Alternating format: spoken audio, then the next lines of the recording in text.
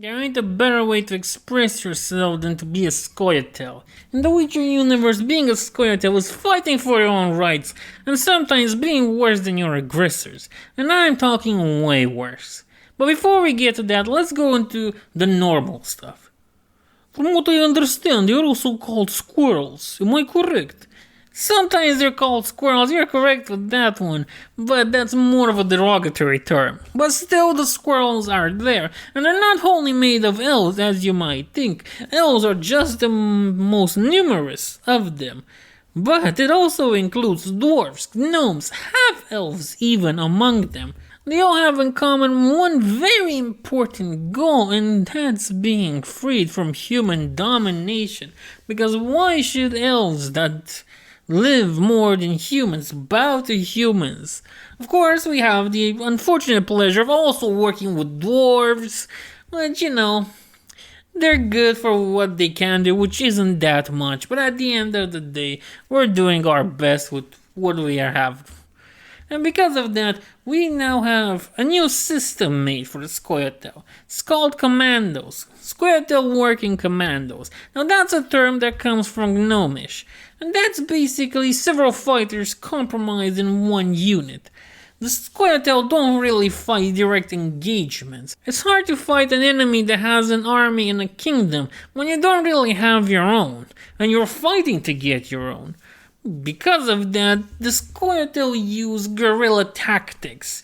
Nobody's ready for guerrilla tactics. Nobody expects the trees to start speaking Elvish, the Elder language. Nobody's really expecting that, but it's funny when it happens. And when you think about it, it couldn't happen to better people. Knights, soldiers, peasants, merchants. It doesn't matter who, as long as they're human, they get to pay their due to the Scoia'tael. It's either the price of gold or the price of blood. They sound like proper revolutionaries, comrade. That is like proper way to act. It does not matter who, the revolution always hits. Does not matter who. Very important lesson for all communist revolutions. We must always hit. It doesn't matter who. Indeed, pal, it's one of the best things. And the more commandos got experience in the battlefield, the better they became a certain thing. They got promoted and became renowned. Imagine this. People would fear a certain Scoia'tael unit by the carvings they would leave up on a tree. Now that's quite frightening. We have heard, comrade, that the Scoia'tael don't really take prisoners, and the prisoners they do take end up horribly tortured. It's what you can do for the cause, pal. At the end of the day, you can't get your own nation without some bloodshed. And sometimes it happens that bloodshed isn't really the bloodshed you want, but it's the bloodshed you get. Indeed, it does sound so, comrade. I also heard that during the First Northern War, that is when the Scoia'tael were first established, and they acted as guerrilla units to make sure that they attacked the trade caravans and Northern Army regiments, such as the Beaches and the Bodgar Ravine.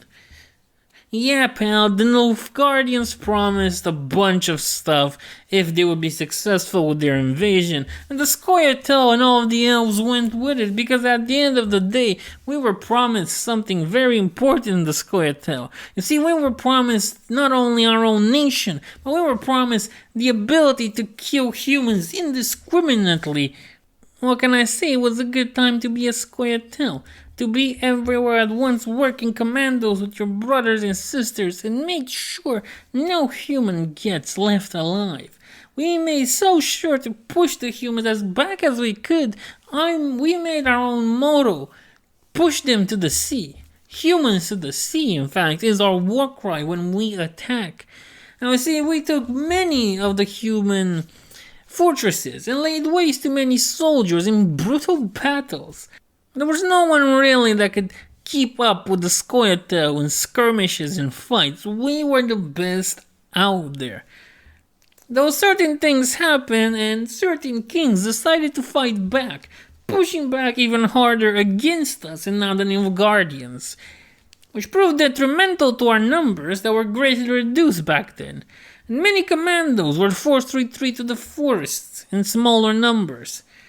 Unfortunately, when they captured members of the Scoia'tael, those members were tortured in town squares and left to rot on the roadside post, pecked to pieces by crows and ravens, as a warning to other members.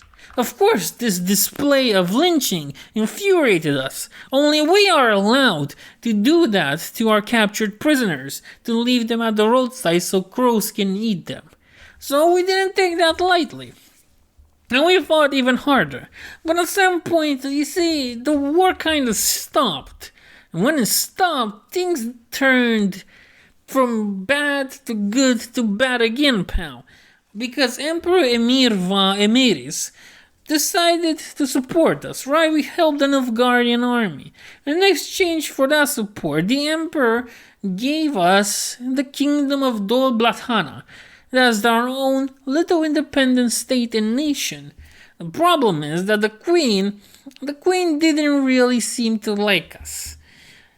Not at all. Maybe it was because of external politics, or maybe it was because she's a race traitor, which I tend to agree with. She might just be a race traitor. But what she did was decide to declare us outlaws. Now you can imagine the rest of the human kingdoms declaring us outlaws and our own elven kind not helping us. Is quite big of a conundrum. It creates a problem that we can't really deal with at the end of the day. I know it sounds tragic, pals. I know, in Knifeears with attitude, we do tragic a lot. But you see, here's the most important thing out there. Race traitors don't get to live that long. Because the independent kingdom that threw us out like garbage, well, the independent kingdom got conquered by humans, and it's now humans that are ruling over it. It turned from an independent kingdom to just a simple, normal duchy. Of course, that pushed many of the elves that lived there back to the mountains. A terrible and tragic tale, and that's why we still fight for independence. We fight for the independence of our kingdom. Dol Blathana might have been thrown away. The Valley of Flowers might not be ours. Our queen might have been a traitorous witch, but at the end of the day, we fight for a proper kingdom, one we can call our own, without some random noble throwing us out, throwing the Scoia'tael out because of what we've done. We've done what was necessary. We've burned and pillaged and killed as much as we needed, because at the end of the day, the Scoia'tael fight for independence and freedom. At the end of the day, the Valley of Flowers was us, before that wretch threw us out the window, and now we fight again to get what is properly ours. It sounds like a strange story you tell. It does sound strange, very much so, but it does not sound good at the end of the day. I know what you mean, my communist friend. At the end of the day, it's not a good tale to tell, but it is what we have to do. It's why the fight still continues on.